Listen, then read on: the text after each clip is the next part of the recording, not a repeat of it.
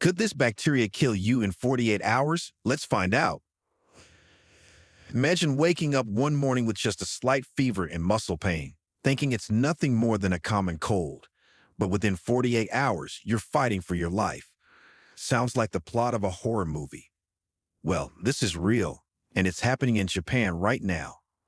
Stay with me, because we're diving into the alarming spread of a flesh-eating bacteria that's breaking records and shaking the medical community. A growing threat in Japan. So, what's the deal with this bacteria? It's called streptococcal toxic shock syndrome, STSS, and Japan is currently experiencing a record-breaking surge in cases. Picture this. As of June 2nd, 2024, there have been 977 reported cases, smashing the previous record of 941 cases in 2023. And it's not just about numbers. This infection is deadly. Between January and March alone, 77 people lost their lives to the STSS, which has a chilling mortality rate of up to 30%.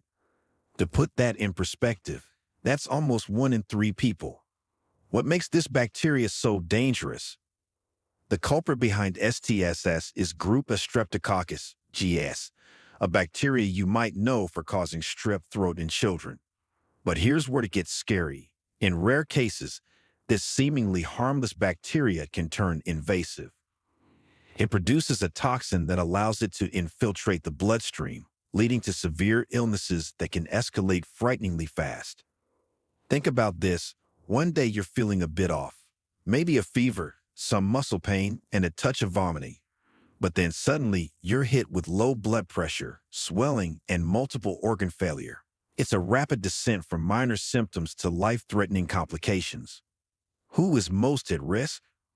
While older adults are generally more susceptible to severe infections, recent data from Japan shows a worrying trend, an increasing number of fatalities among patients under 50. This isn't just affecting the elderly, it's coming for the young and middle-aged too.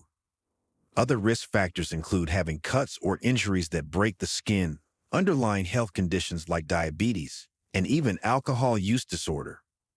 Why now? You might be wondering why this bacteria is spreading so rapidly now. One significant factor is the relaxation of COVID-19 measures. Remember all those masks and social distancing rules? They didn't just protect us from COVID-19. They also helped keep other infections at bay. With those restrictions lifted, invasive group of Streptococcus, IgAs infections have surged back with a vengeance, not just in Japan, but in various countries around the world. Another factor, our immune systems. According to Professor Ken Kikuchi of Tokyo Women's Medical University, our immune systems may have weakened post-pandemic. After years of intense focus on COVID-19, our defenses against other infections could be down, making us more vulnerable to bacteria like GAS. How can we protect ourselves? So, what can you do to stay safe? The good news is that the preventive measures are pretty straightforward and might sound familiar. Japan's health ministry is urging everyone to stick to basic hygiene practices, the kind we all got used to during the pandemic. This includes keeping your hands clean, practicing good cough etiquette, and being mindful of cleanliness in general. But if you do find yourself or someone else dealing with a severe case of invasive group of streptococcal disease, immediate medical attention is crucial. The treatment often involves a combination of antibiotics and other drugs, and in some cases, intensive medical care. A personal story. Let's pause for a moment and imagine a day in the life of someone affected by this. Meet Yuki, a 34-year-old from Tokyo. Yuki was a picture of health, active, vibrant, living life to the fullest. One evening, after a routine jog, she felt unusually fatigued and had a slight fever. She brushed it off as nothing serious, perhaps just overexertion. By the next morning, Yuki was in excruciating pain, unable to move without wincing. Her family rushed her to the hospital, where doctors quickly identified the signs of STSS. Despite receiving immediate treatment, the bacteria had already taken a toll. Yuki spent weeks in intensive care, battling for her life. She survived, but the trauma left her and her family shaken, a stark reminder of how quickly this infection can turn deadly. Yuki's story isn't unique. It's a wake-up call. The spread of this bacteria underscores the importance of vigilance and the need for robust healthcare systems.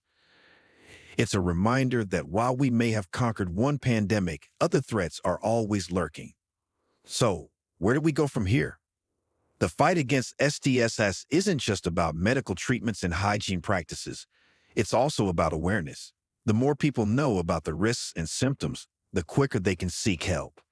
And with the global community more connected than ever, sharing information and strategies across borders is crucial. In Japan, health officials are doubling down on efforts to track and control the spread of this bacteria. Hospitals are on high alert, and there's a renewed emphasis on public health messaging. But it's a battle that requires everyone's participation, from medical professionals to everyday citizens. In a world still reeling from the impacts of COVID-19, the rise of STSS in Japan is a stark reminder that our fight against infectious diseases is far from over. It's a call to action for continued vigilance, robust healthcare, and international cooperation.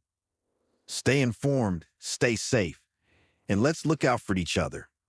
If you found this video helpful, don't forget to like, share, and subscribe. Together, we can make a difference. Thanks for watching, and see you next time.